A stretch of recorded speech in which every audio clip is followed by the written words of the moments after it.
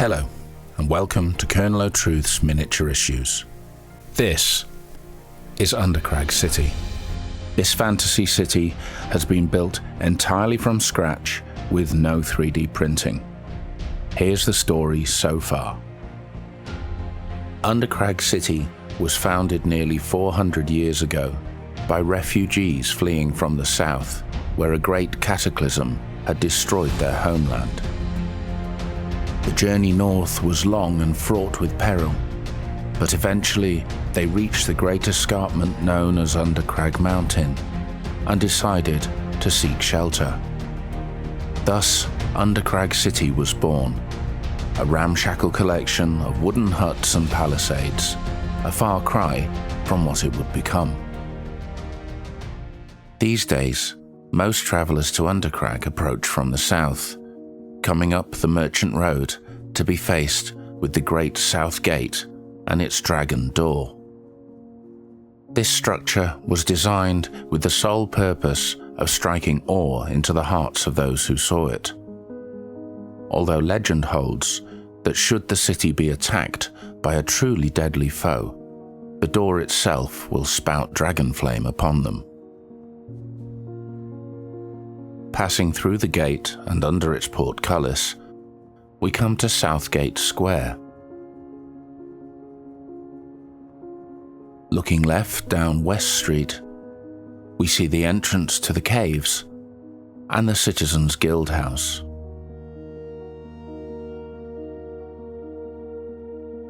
Over our heads, approached via the narrow winding street known as the Ascent, is Highchapel, the oldest stone structure in the city. In front of us is the Gate and Chapel Inn, famed for many miles for good beer, warm hospitality, and the fiercely non-political stance of its proprietors. In here, all are considered equal. To our right is the Trades Guild's Hall, where representatives of the miners, the builders, the brewers, and the blacksmiths gather together to set the terms of trade within the city and to fix the prices.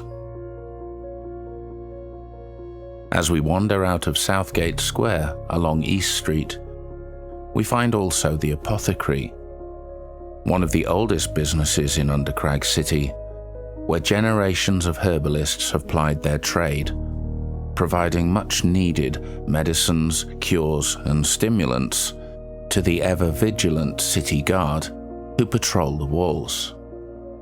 Opposite the apothecary is the constabulary, solidly built with a stone ground floor, housing a jail.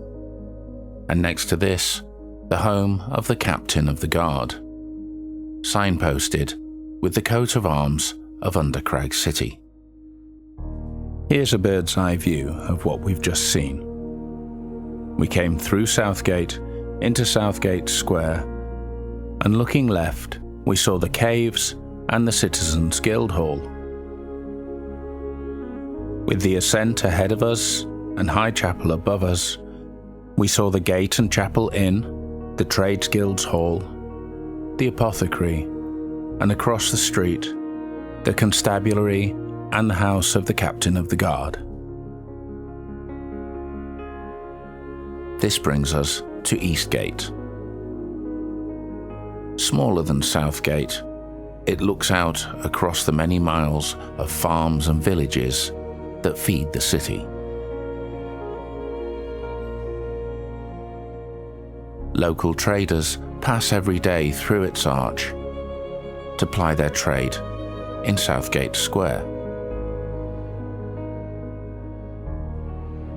It also forms a backdrop to many festivals, fairs, and markets that pop up with surprising frequency outside the city walls. Turning away from the gate and back into the city, we can head up North Street.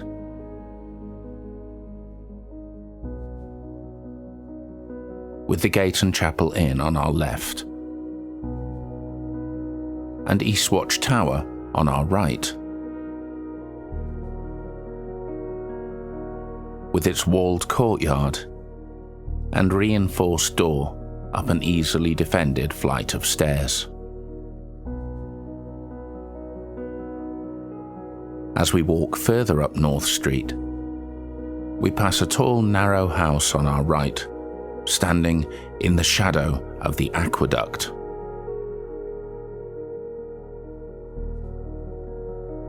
This imposing structure was already here when the first settlers arrived in Undercrag, although nobody knows who built it.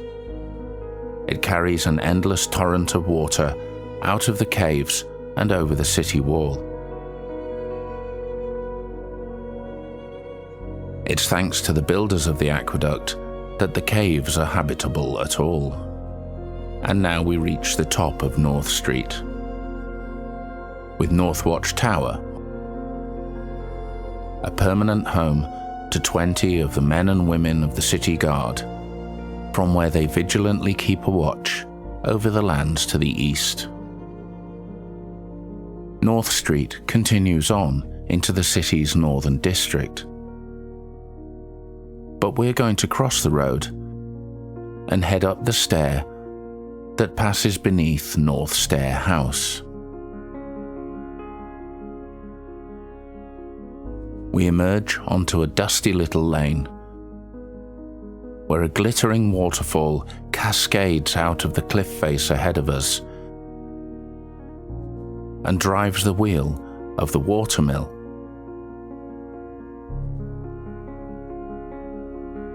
Before flowing away and disappearing down a deep, dark hole in the ground. This water will eventually flow out of the city through a culvert that passes beneath the east wall. From the pit comes a mysterious green glow, a hint of what we will find when we visit the caves later. As we wander up the path, ahead of us is Crag House.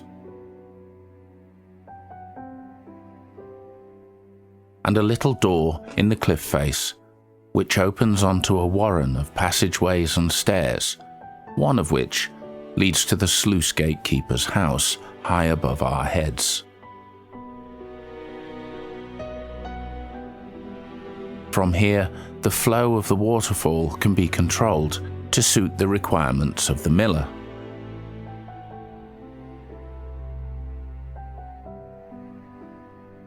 Here also stands the statue of Gresh the miner, the first man to break through from the lower caverns to the upper chambers. When the great storm finally broke, he sounded the all clear from this very spot with a blast on his golden horn. We're going to turn left and cross a small stone bridge over the river, coming to the mill and standing once again in the shadow of the aqueduct. The mill, like many buildings in Undercrag City, is built into the face of the mountain, making use of hollows and caves in the rock face that gave shelter to the early settlers.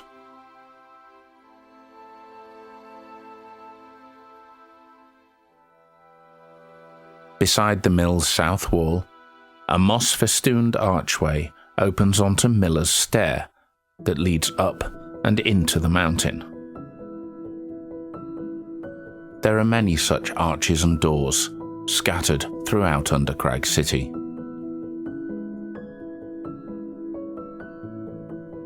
And now we can see the top of the ascent. Lined with yellow flowers, it leads to the door of Highchapel.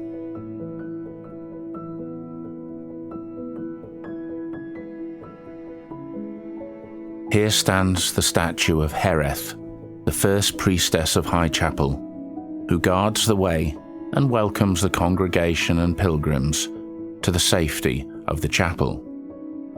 It is said that a year after the first settlers arrived in Undercrag, a deadly storm followed them from their southern home and raged for months. The population took shelter in the caves, but Hereth remained outside to pray in what was then a wooden chapel. When the population emerged, Hereth was gone, but the chapel was the only building still standing. Declared the site of a miracle, a stone chapel was built in its place, and the statue of Hereth was erected.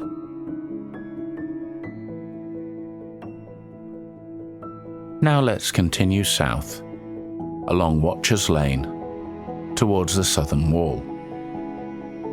We're passing the top floor of the Citizens Guild Hall, which can be entered either up here or down on Southgate Square. As we pass beneath the eaves of Chapel View, another opening in the cliff wall shows a stone stair that leads down past stalactites and stalagmites into the cave district. We'll go there later. For now, we'll head on southwards, reaching the southern wall and West Watch Tower. Somewhere beneath our feet is the Roost. In the early days of Undercrag, the Roost was nothing more than a cave in the hillside, looking out over the southern lands.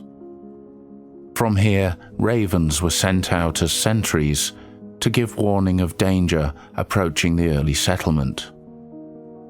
These days, the Roost has become part of the city's defences, and the cave mouth has been closed over with windows looking out. It still houses the Raven Keeper and his birds. Directly above the Roost stands West Watch Tower. Built on the ruins of a much earlier structure, this tower is the place the guard hope they don't get posted. There are many stories of whispering shadows and a strange presence in the tower. Most believe that the original structure was home to a wizard. The road and the south wall continue to the west from here, but we're going to head back towards the mountain, north, up Serpent's Lane.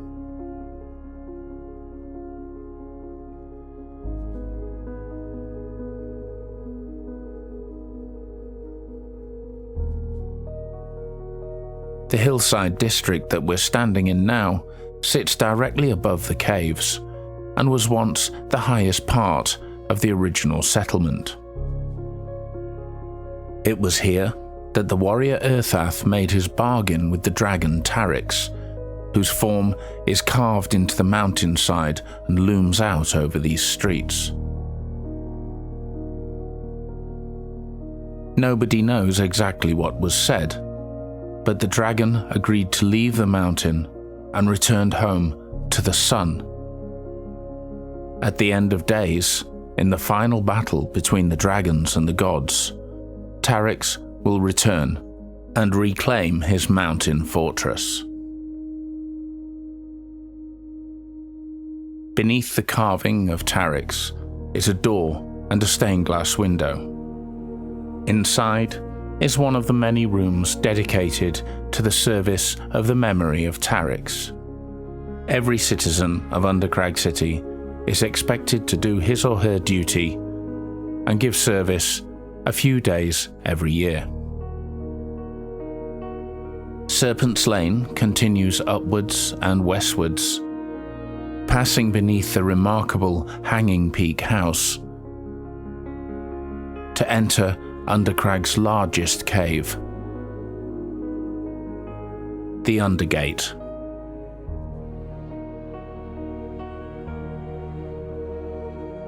This huge cave, gleaming with veins of pink and blue minerals, is only the first of many such chambers as one ventures further and further into the mountain.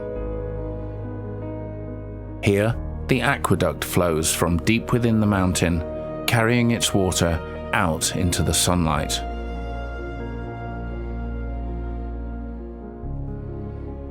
What was once just a very large cavern has now become a subterranean meeting place with a city square and an imposing keep.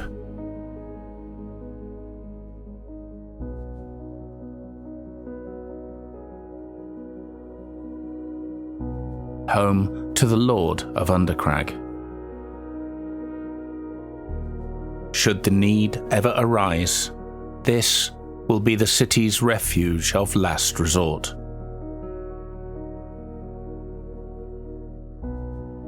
From within the Underkeep, one gains access to stairs and passages that wind away in every direction. We are going to pass through the chambers of the priests of Taryx to emerge blinking in the sunlight on Cloister Lane. The high columns and tall arched windows of Cloister Lane were carved from the mountainside by stonemasons in service of the priests of Taryx. From his lofty perch, the statue of Earthath surveys the world beyond the city walls.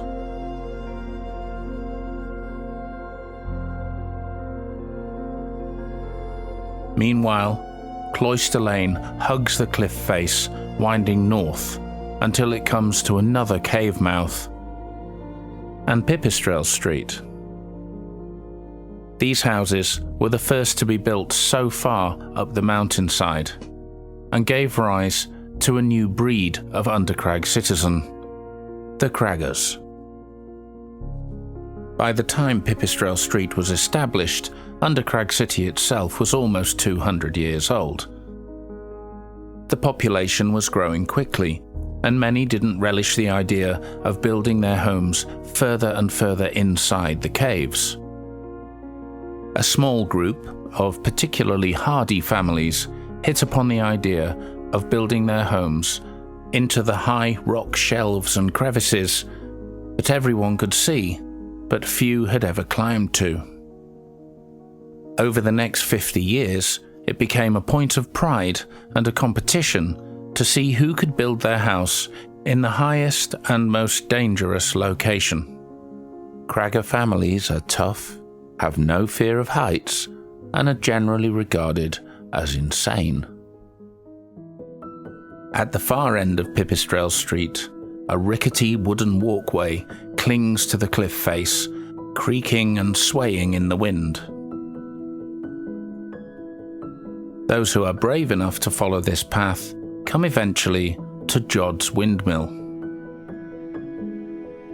If we can summon the courage to look over the handrail, we'll see the aqueduct far below. Jod himself is long gone, but his descendants live on, maintaining the mill that many consider the Craggers' greatest achievement.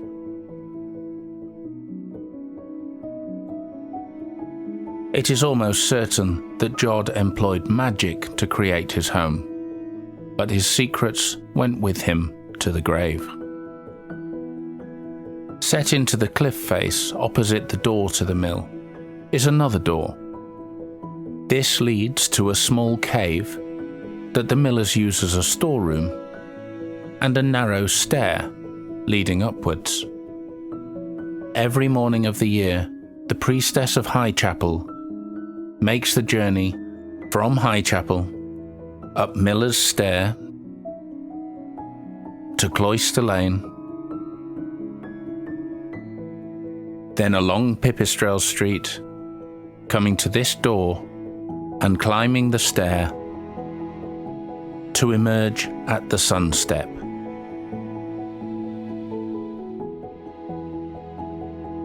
Here, she must stand on the golden morning stone at the precise moment that the sun rises above the eastern horizon. In doing so, she gives thanks to Taryx for giving his home to the people of Undercrag.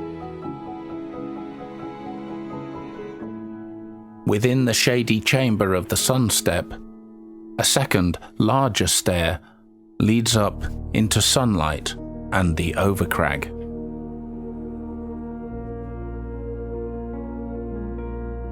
But we're going to turn back down the stair, back to the sunstep, down through the passage to the windmill, down Pipistrel Street, down Cloister Lane, coming once again to subterranean passageways that bring us out at Highkeep Street. Highkeep itself is half castle, half cave, built as a fortress with an unparalleled view. At the western end of Highkeep Street is Hanging Peak House. Built to rival the windmill, this house, on first view, appears to be upside down. While some look on it as a work of art, most consider it an ostentatious embarrassment. If we follow Highkeep Street eastwards, winding up the side of the mountain, we come to a treacherous-looking boardwalk that leads to an even more treacherous rope bridge.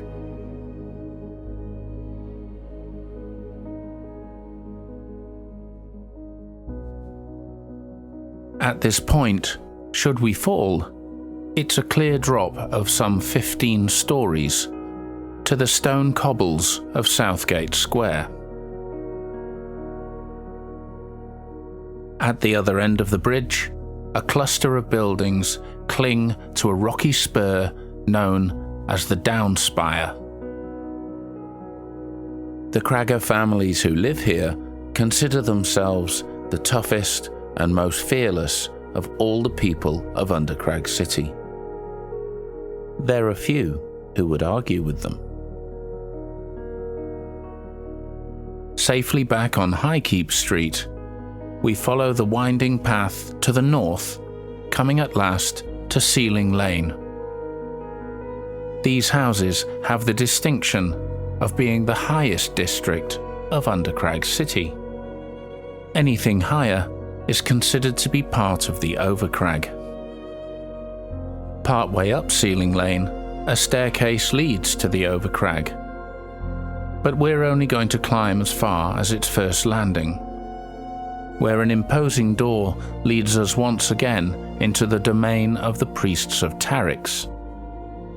In these shadowy halls, we must observe absolute silence, and it is hard not to feel relieved when we emerge on the other side and find ourselves in Highkeep Cavern District, where traditionally merchants from the Overcrag and Undercrag meet to do business.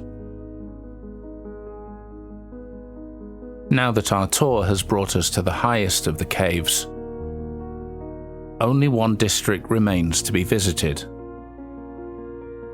Far below where we are standing now, right back where we started, beside Southgate Square, are the caves of Cavern Street and Deep Street.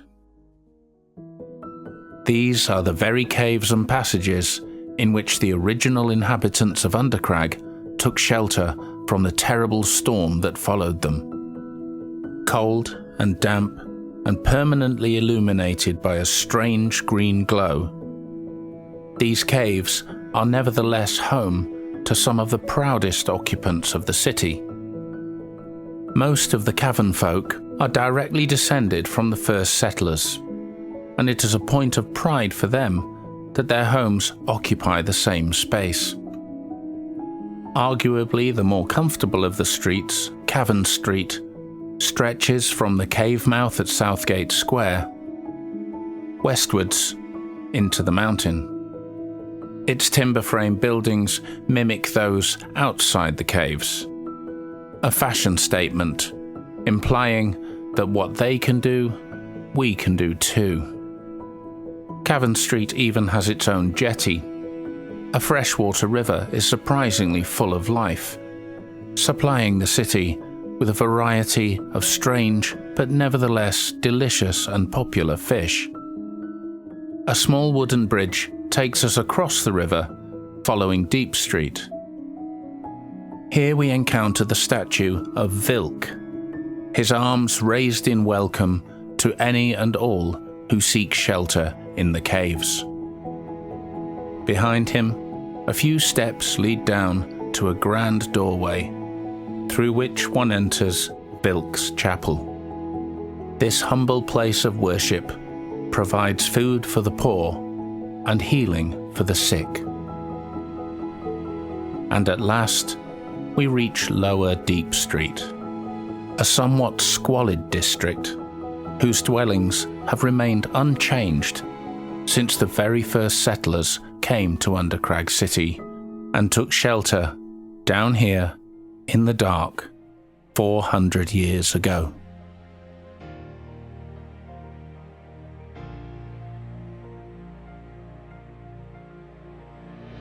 And so, our tour of Undercrag City has come to an end.